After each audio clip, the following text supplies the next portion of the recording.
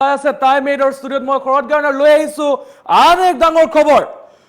BJP নেতা বিকাশ ধৰৰ সৈতে ভয়ংকৰ কাণ্ড কৰা আব্দুল হকৰ বিৰুদ্ধে এতিয়া আৰক্ষীয়ে বৃহৎ একশ্যন লোৱা দেখিবলৈ পোৱা গৈছে এইগৰাকী বিজেপি নেতাৰ সৈতে ভয়ংকৰ কাণ্ড কৰিছিল আব্দুল হক নামৰ সেই ব্যক্তিজনে আৰু তাৰ পাছত আব্দুল হকৰ বিৰুদ্ধে এতিয়া গৰজি উঠিছে আৰক্ষী আৰু আৰক্ষীৰ বৃহৎ একশ্যন আব্দুল হকৰ বিৰুদ্ধে আমি ফুল প্লেটৰ মাধ্যমত সমগ্ৰ খবৰ জনাবলৈ চেষ্টা কৰিছো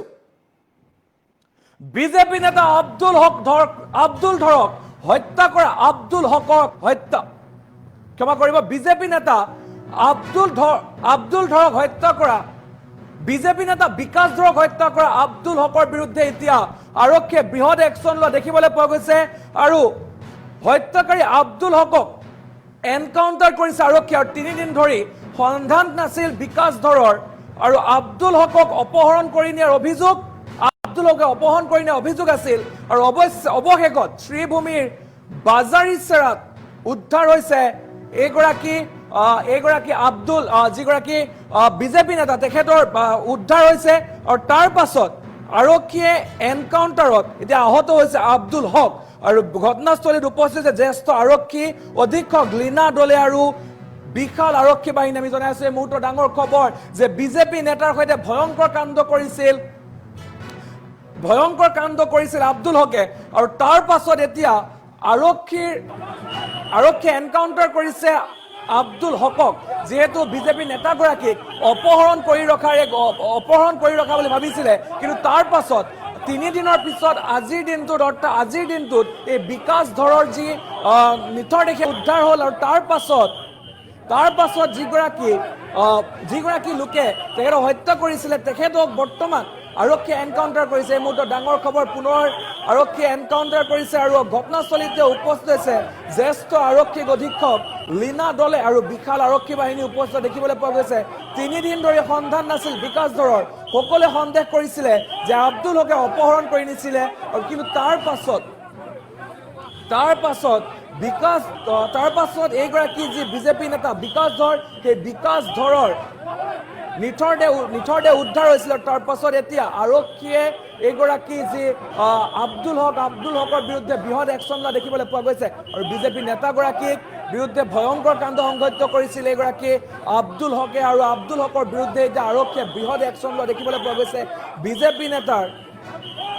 বিকাশ ধৰক হত্যা কৰা আব্দুল হকৰ বিৰুদ্ধে এতিয়া গৰজি উঠা দেখিবলৈ পোৱা গৈছে আৰক্ষী আমি জনাইছো এই মুহূৰ্তৰ ভয়ংকৰ খবৰ হত্যাকাৰী আব্দুল হকক এনকাউন্টাৰ কৰিছে আৰক্ষীয়ে আৰু যথেষ্ট পৰিমাণে আঘাতপ্ৰাপ্ত হৈছে আহত হৈছে এইগৰাকী আব্দুল হক আহত হৈছে আৰক্ষী বৃহৎ একশ্যনত আৰু যিহেতুকে বিগত সময়ত আমি দেখিবলৈ পাইছিলোঁ যে বিভিন্ন অপৰাধীৰ বিৰুদ্ধে শূন্য সহনশীলতা নীতি গ্ৰহণ কৰি আহিছে আৰক্ষীয়ে আৰু এইবাৰ পুনৰ আৰক্ষীয়ে বৃহৎ একশ্যন লোৱা দেখিবলৈ পোৱা গৈছে আমি এই দৃশ্যাংশ দেখুৱাইছোঁ টাইম এড এক্সক্লুচিভ দৃশ্য আমি দেখুৱাই আছোঁ পুনৰ আৰক্ষীয়ে অপৰাধীৰ বিৰুদ্ধে বৃহৎ একশ্যন লোৱা দেখিবলৈ পোৱা গৈছে আৰু যিহেতু এইগৰাকী বিজেপি নেতাগৰাকীৰ সৈতে এই ভয়ংকৰ কাণ্ড সংঘটিত কৰিছিল আব্দুল হকে আৰু তাৰ পাছত এতিয়া আব্দুল হকৰ বিৰুদ্ধে আৰক্ষীয়ে একশ্যন লোৱা দেখিবলৈ পোৱা গৈছে আৰু ঘটনাস্থলীত জ্যেষ্ঠ আৰক্ষী অধীক্ষক আৰু বিশাল আৰক্ষী বাহিনী উপস্থিত আছে আমি জনাইছো এই মুহূৰ্তৰ এই খবৰ আমি জনাবলৈ চেষ্টা কৰিছো বিজেপি নেতা বিকাশ ধৰক হত্যা কৰা আব্দুল হকৰ বিৰুদ্ধে এতিয়া গৰজি উঠিছে আৰক্ষীয়ে বৃহৎ একশ্যন লোৱা দেখিবলৈ পোৱা গৈছে আৰু 3 দিন ধৰি সন্ধান নাছিল বিকাশ ধৰৰ আৰু আব্দুল হকে অপহৰণ কৰি নিয়াৰ অভিযোগ উত্থাপন হৈছিল আৰু অৱশেষত শ্ৰীভূমিৰ বাজাৰিচিৰাত উদ্ধাৰ হৈছে আব্দুল হকৰ উদ্ধাৰ হৈছে এইগৰাকী বিকাশ ধৰৰ এইগৰাকী নিথৰ দেহ উদ্ধাৰ হৈছে আৰু আৰক্ষীৰ এনকাউন্টাৰতে আহত হৈছে আব্দুল হক ঘটনাস্থলীত উপস্থিত জ্যেষ্ঠ আৰক্ষী অধীক্ষক লীনা দলে আৰু বিশাল বাহিনী আৰক্ষী আমি জনাইছো এই মুহূৰ্তৰ দৃশ্যাংশ আমি দেখুৱাই আছো এই মুহূৰ্তৰ খবৰ আমি জনাবলৈ চেষ্টা কৰিছো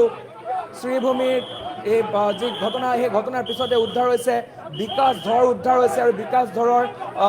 এই অপহৰণৰ পিছত উদ্ধাৰ হৈছে বিকাশ ধৰ আৰু সেই যি ঘটনা সংঘটিত চাঞ্চল্যকৰ ঘটনা সংঘটিত হৈছিলে আৰু তাৰ পাছতে এতিয়া অপহৰণকাৰী গুলীত অপহৰণকাৰী যিগৰাকী আব্দুল হক তেখেত এতিয়া আহত হৈছে আৰক্ষীৰ গুলীত